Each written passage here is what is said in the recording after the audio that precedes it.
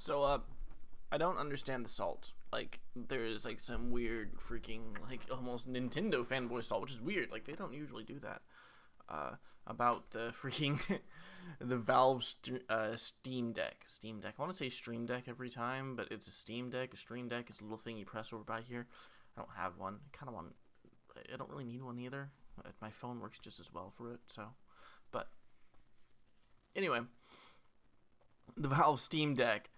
And it's weird, especially because like they timed this announcement really well. Like it was right as everybody's getting all hyped up about it, like a Switch Pro, and the only thing that comes out is a Switch OLED. Which, don't get me wrong, an OLED screen is nice. Like if you look at the difference between a LED or whatever freaking Vita versus an LCD Vita or whatever, huge difference. OLED versus non-OLED, huge difference.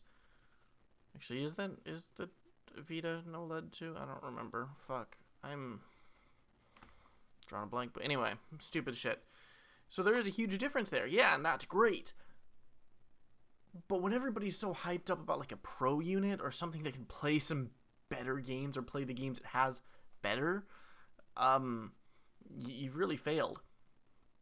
I mean, for one thing, it's not even only that I think people are excited about. I think it's just the fact that like having a handheld gaming computer like that is definitely exciting people. Like honestly, I've been looking for an Aya Neo for a while now. Like I've been hunting down and fucking Aya Neo, and like now that this thing's been announced, I'm like, you know what? Whatever. I've reserved mine. It's probably gonna take me about. It looks like it's gonna take me about a year to get it. A year and a little bit more actually, because it's like Q3 fucking 2022 before my reservation hits. But, whatever, that's fine. It's still something that I want. And while there's certain things that like, oh, hey, look, oh, it lacks Nintendo magic. Look how ugly it looks. I'm like, yeah, it looks pretty ugly, whatever. That's fine. It actually has one of my favorite features. Where is that thing that I have? If I can find it, I will grab it and show you. No, I don't know where the hell it went. Yeah, I don't know where the hell it went. But it has one of my favorite features from the Steam controller, which is the freaking little touchpad that you can program as 1,000 different buttons, and it's really fucking cool. But which is great, and that's fine. It'll actually offset your actual grip by just a little bit, despite the fact that both of them are up here. Your grip will be either here or here, depending on which game you're playing and how you're playing it. Because of the fact that it has those little touchpads and you're going to be using those a lot more. Trust me, you will. But it has those, and that's really cool. So, beyond that, it's like, they timed it so well. It's not just the freaking, the fact that it's a more powerful portable console. It's also the fact that, like, it means there are games that like Nintendo wouldn't port over that you can just run an emulator to play. Like I've been really wanting to play Majora's Mask on the go.